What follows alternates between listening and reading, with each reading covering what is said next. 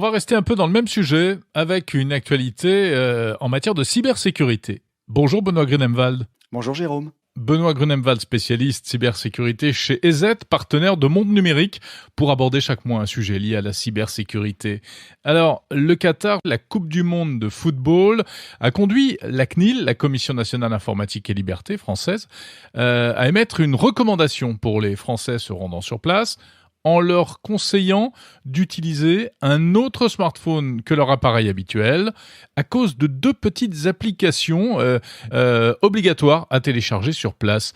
De quoi s'agit-il exactement, Benoît ? Donc ces 2 logiciels permettent l'accès au match en tant que spectateur et permettent également de valider votre passe sanitaire pour le Covid. Mais le problème, c'est qu'il y a suspicion d'espionnage. Alors, ces logiciels vont, comme tout logiciel, lorsqu'ils seront installés sur votre smartphone, demander un certain nombre de permissions. Il se trouve qu'à ce jour, nous n'avons pas d'analyse précise de ce que peuvent faire les logiciels. Par contre, ce qui est sûr, c'est que à distance, n'importe quel éditeur de logiciel peut récupérer un certain nombre d'informations sur le smartphone sur lequel il était installé. Si l'application demande l'accès aux contacts, eh bien les contacts peuvent être aussi exfiltrés. Si on demande l'accès au stockage, eh bien on pourra accéder aux photos et à toute autre information qui sont stockées sur le smartphone.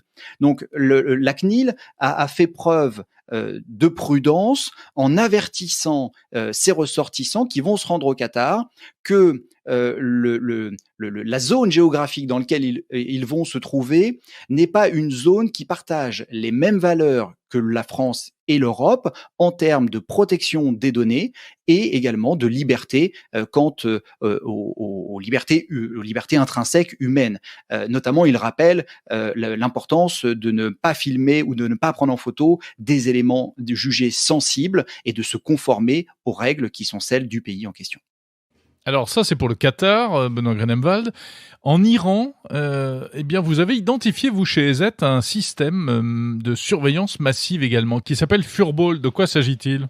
Effectivement, et c'est une campagne, comme on l'appelle, menée depuis 2016, qui a été mise à jour très récemment, il y a moins d'un mois. Et cette mise à jour concerne un logiciel espion qui va être installé de manière subversive sur les smartphones des citoyens iraniens parce qu'ils sont amenés à télécharger cette application à partir d'un faux site d'information qui propose des articles traduits dans leur langue.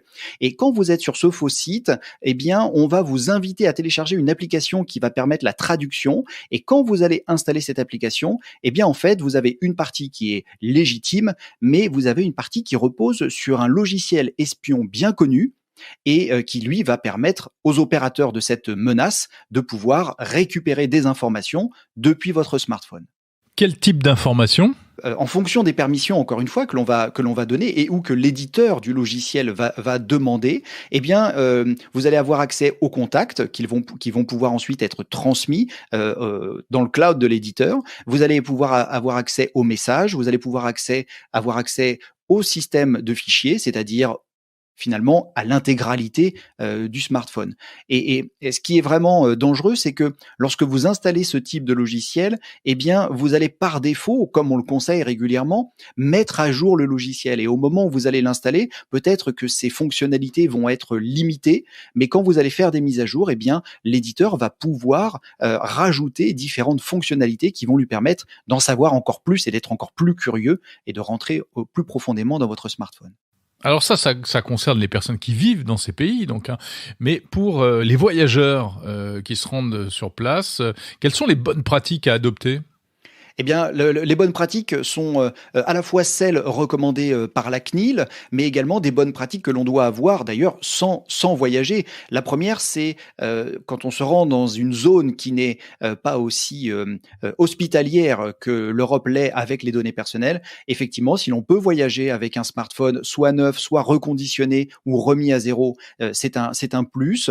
On doit également protéger celui-ci, bien entendu avec une suite qui va détecter les logiciels espions, mais également avec des bonnes garanties d'accès au smartphone. C'est-à-dire, si vous avez la possibilité d'avoir le déverrouillage par empreinte digitale, par un code, par Face ID également, c'est vraiment mieux que d'avoir un niveau de protection qui serait insuffisant, par exemple avec un code à 4 chiffres.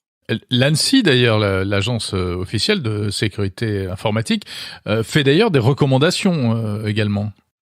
Effectivement, alors ces recommandations sont plutôt destinées aux travailleurs qui voyagent dans ces zones-là pour protéger leurs secrets industriels, mais on peut très aisément faire le lien avec des bonnes pratiques pour nous, particuliers, et des recommandations qui sont d'ailleurs similaires. Ils ont, depuis 2014, émis un passeport qui regroupe 9 conseils à destination de ces voyageurs. Et dans ces conseils, on va avoir des similarités telles que voyager avec un ordinateur qui est dédié au voyage, sauvegardez vos données avant d'y aller, n'emmenez pas des données personnelles, verrouillez et gardez un œil en permanence sur votre matériel.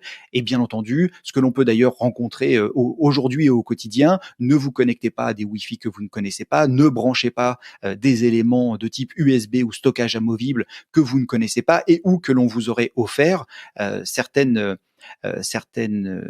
histoires d'ailleurs racontent que beaucoup de cadeaux sous forme USB contiennent bien plus que le joli petit cadeau physique qu'il est.